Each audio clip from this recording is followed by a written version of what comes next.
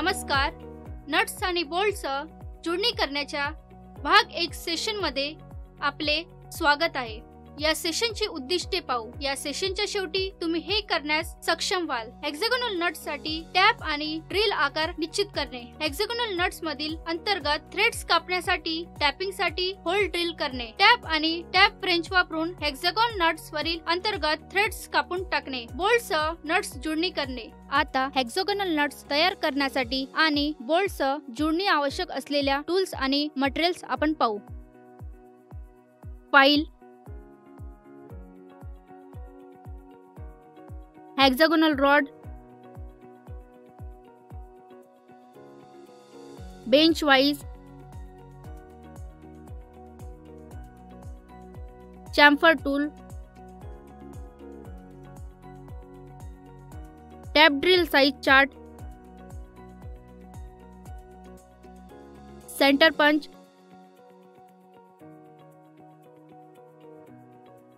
Centre drill,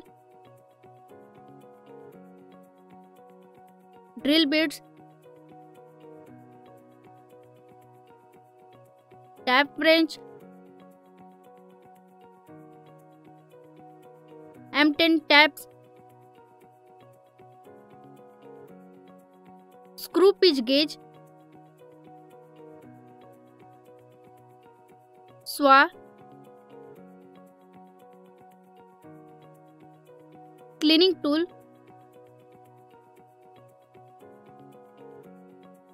Euler,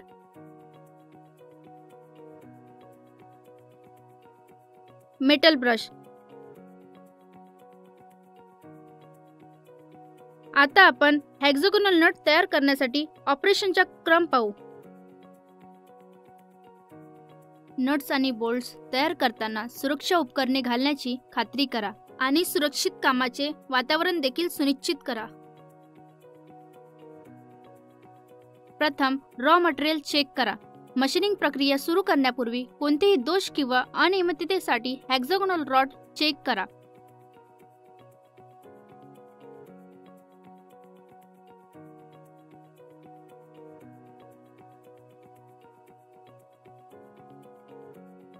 आकारानुसार file nuts hexagonal rod bench wise मध्ये सुरक्षितपणे ठेवण्यासाठी ठेवा.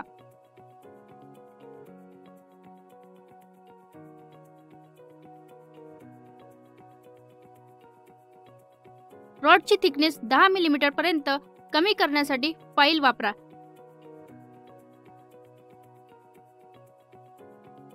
हेक्सागोनल रॉडवर फ्लॅट टू फ्लॅट अंतर मोजा, जेणेकरून डायमेन्शन 18 मिमी असेल याची खात्री करा. एका टोकाला चॅम्पर फाईल करा. बोल्ट्स हेड होण्यासाठी हेक्सागोनल रॉडचे एक टोक निवडा.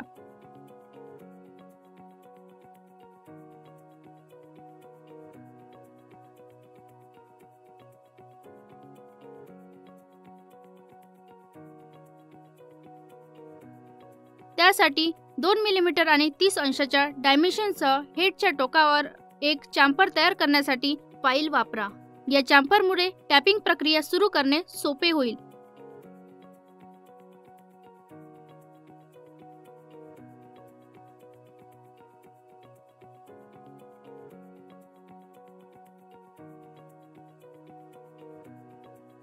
टॅप ड्रिल आकार निश्चित करा. वापरले जाणाऱ्या टॅपच्या प्रकारावर आधारित त्यासाठी योग्य टॅप ड्रिल आकार निश्चित करा. येथे M10 टॅप वापरला जातो, तर ड्रिलचा आकार साधारणपणे 8.5 मिमी डायमीटरचा असतो.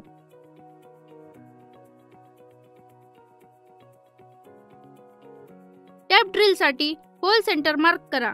मार्किंग टूल किंवा स्क्रायबरसह टॅपसाठी ड्रिल करावयाच्या होलच्या मध्यभागी मोजा आणि मार्क करा. हा पॉइंट चॅम्फर टोकापासून 8.5 मिमी डायमीटरचा असावा.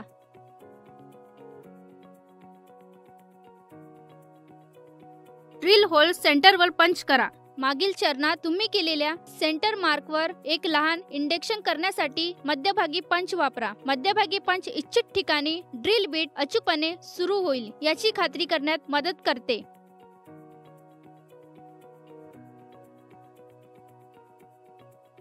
सेंट्रल ड्रिल करा. सेंटर मार्कवर पायलट होल तयार करण्यासाठी सेंट्रल ड्रिल वापरा. हे मोठ्या ड्रिल बिटला मार्गदर्शन करेल आणि अधिक अचूक होल प्रदान करेल.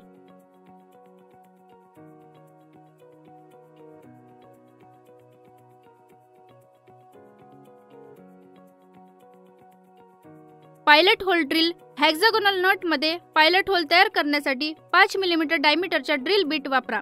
पायलट होल नटच्या मध्यभागी ड्रिल केले पाहिजे.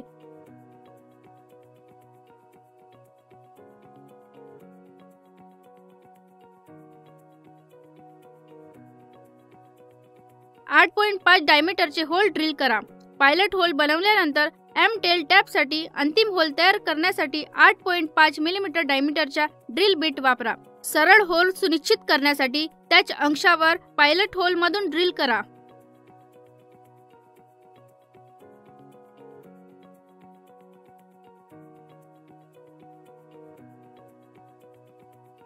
ड्रिल केलेल्या होल्सच्या दोन्ही टोकावर चॅम्फर करा. ड्रिल केलेल्या होल्सच्या दोन्ही टोकावर चॅम्फर्स तयार करण्यासाठी फाईल वापरा. चॅम्फर्सचे डायमेन्शन 2 मिमी आणि 45 अंश असावेत. हे चॅम्फर्स टॅबच्या प्रवेशास सुलभ करतील.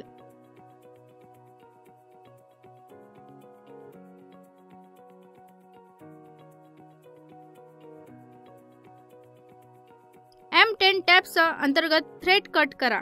हेक्सागोनल नट एक बेंच वाईस मध्ये सुरक्षित करा. ते वाईस जॉजना समांतर ठेवण्याची खात्री करा. टॅब फ्रेंच मध्ये M10 टॅब घाला. ड्रिल केलेल्या होल्ससह टॅब काळजीपूर्वक संरेखित करा आणि टॅब घड्याळाच्या दिशेने वळवून अंतर्गत थ्रेड कापण्यास प्रारंभ करा.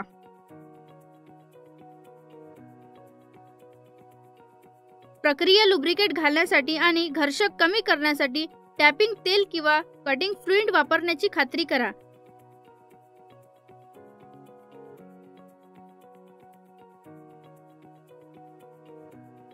कट आणि पूर्ण थ्रेड तयार करा. पहिला टॅप पूर्ण केल्यानंतर M10 दुसऱ्या टॅपने आणि अंतर तिसऱ्या टॅपने प्रक्रिया पूर्ण करा. पूर्ण थ्रेड तयार होईपर्यंत प्रत्येक टॅप थ्रेडला खोल आणि तयार करेल.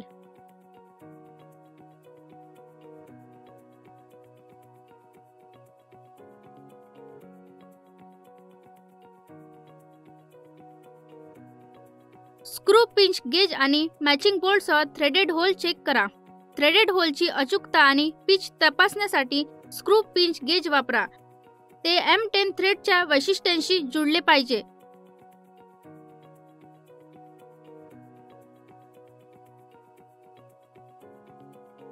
थ्रेडेड होल योग्यरित्या बसत असल्याची खात्री करण्यासाठी जुळणाऱ्या M10 बोल्टसह चेक करा.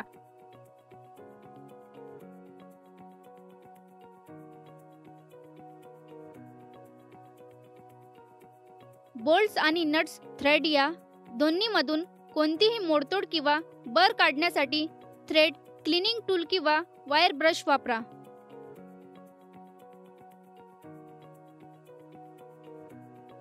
बोल्टसह नट जुळवा. शेवटी नवीन तयार केलेल्या नटला जोडणाऱ्या M10 बोल्टवर स्क्रू करून त्याची चाचणी घ्या. थ्रेड्स सहजतेने आणि सुरक्षितपणे गुंतले पाहिजेत. चर्चा केलेल्या मुख्य मुद्द्याचा आढावा घेऊया. मशीनिंग प्रक्रिया सुरू करण्यापूर्वी कोणत्याही दोष किंवा अनियमिततेसाठी हेक्सागोनल रॉड चेक करा. रॉडची थिकनेस 10 मिमी पर्यंत कमी करण्यासाठी फाईल वापरा. M10 टॅपसाठी ड्रिलचा आकार साधारणपणे 8.5 मिमी डायमीटरचा असतो. ड्रिलसाठी होल सेंटर मार्क करा. नव्याने तयार केलेल्या नटला जोडणाऱ्या M10 बोल्टवर स्क्रू करून त्याची चाचणी घ्या. हे आम्हाला सत्राच्या शेवटी आणते. आशा आहे की तुम्हाला बोल्टसह नट आणि मॅच तयार करण्याची चांगली समज मिळाली असेल. भेटू पुढच्या सत्रात.